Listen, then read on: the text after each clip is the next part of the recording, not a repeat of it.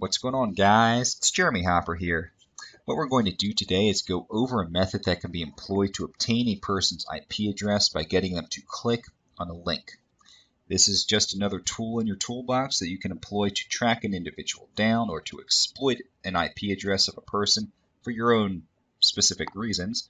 Likewise, this is something that you should be concerned about should you ever find yourself the target of another person's malicious activity, and you don't want them obtaining your IP address and exploiting it for their benefit at the expense of yours. So what we're going to do is we're going to take a look at this diagram on the screen, and you can see the way a standard link would work. You have a user clicks a link, they go to the web page that they desire to go to. What we're going to do is what you see at the bottom of the screen. We're going to have the user click a link, and while they intend to go to the web page of their choice, we're going to redirect them through an IP logger, grab their IP address, and then send them on their merry way to their web page that they intended to go to, and this will all occur unbeknownst to that person. So there are numerous IP loggers out there on the web.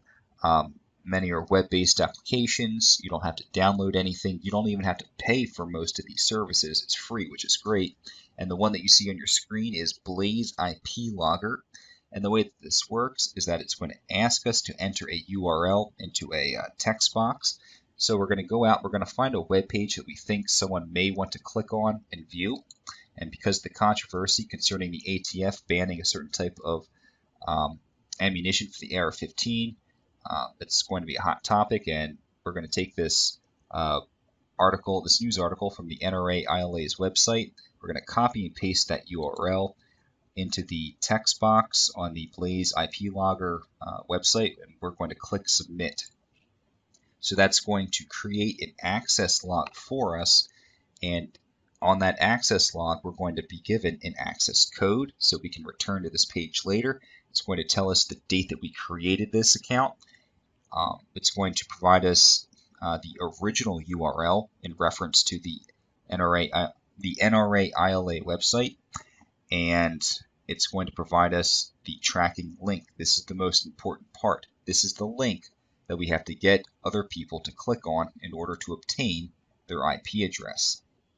When we view the tracking link provided to us from Blaze, we have to keep in mind that not everyone will click that link for whatever the reason may be.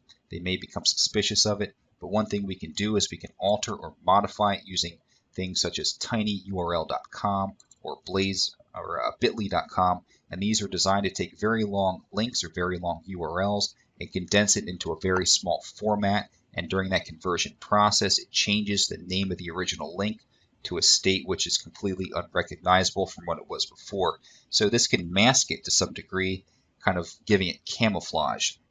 These websites are very easy to use. They're web-based, predominantly free. So we can take our original link that we were provided, our tracking link, put it into Bitly, and you can see on your screen here, I've actually got a couple access logs running on all the different links. But if you go to the right-hand side of the screen, again, this website's very easy to use, but we can customize our link to some degree. So I have a Bitly ban on ammo link, a new link that's provided. I can then take that link, put it out there in the web or wherever I feel the need to put it, and just wait for someone to click on it.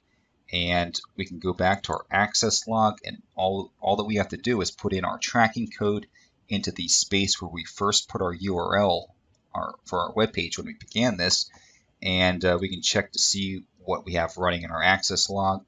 Put that up on the screen here, and you can see all the different activities that have been going on, but we're going to focus on the very bottom portion of the screen. To provide an example, I clicked that link that you saw on a Google Plus page. I'll highlight my entry in here, and one thing to keep in mind is that the IP logger can be fooled, and the way that it can be fooled is by using what's referred to as a proxy browser or a virtual private network, and these are available for free through a wide variety of different sources online. Some of them are web-based, other ones are downloadable, but the one that you see on your screen is called HideMe. Very simple.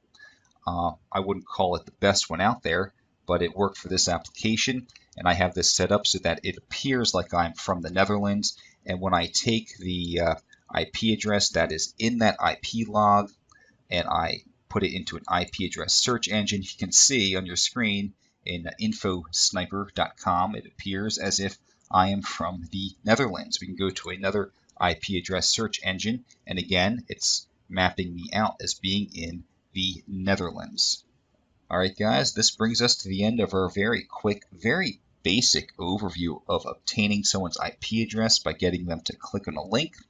I hope you found the information useful, and I'll catch you in the next video. So long.